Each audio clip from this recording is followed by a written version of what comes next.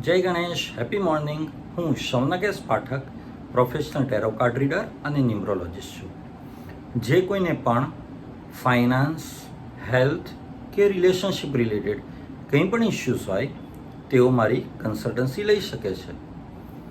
મારા જે વ્યુઅર્સ છે તેઓના માટે મારી પાસે એક પ્લાન છે કે જે કોઈ પણ મારો કોઈ પણ એક વિડીયો 10 વ્યક્તિઓને શેર કરશે અને તે શેર કરેલાનો સ્ક્રીનશોટ મને વોટ્સએપ કરશે તો જે તે વ્યુઅરનો કોઈ પણ એક પ્રશ્ન હશે તેનું સોલ્યુશન અને રેમેડી આપીશ.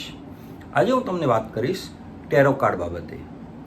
અત્યારે હું આપને સ્ક્રીન પર જે બતાવવા જઈ રહ્યો છું ટેરો કાર્ડ તે છે ચેન્જ. જો તમે જોઈ શકો છો કે આ ટેરો કાર્ડમાં એક વ્હીલ છે, ચક્ર છે.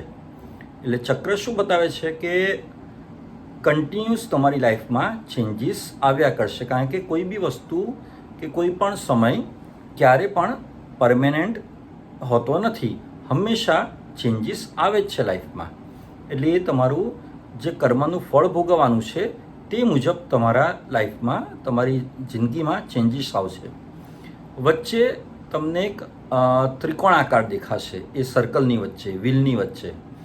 એટલે જે ત્રિકોણ આકાર છે ને એ બી તમે જોઈ શકો છો કે એ ઉપરની તરફ પોઇન્ટેડ છે. એટલે કે તમારા માટે આ સમય એ પ્રભુ ભક્તિ કરવાનો સમય છે, પ્રભુ પર અખૂટ વિશ્વાસ રાખવાનો અને સારા કાર્યો અને સત્કર્મ કરવાનો આ સમય છે.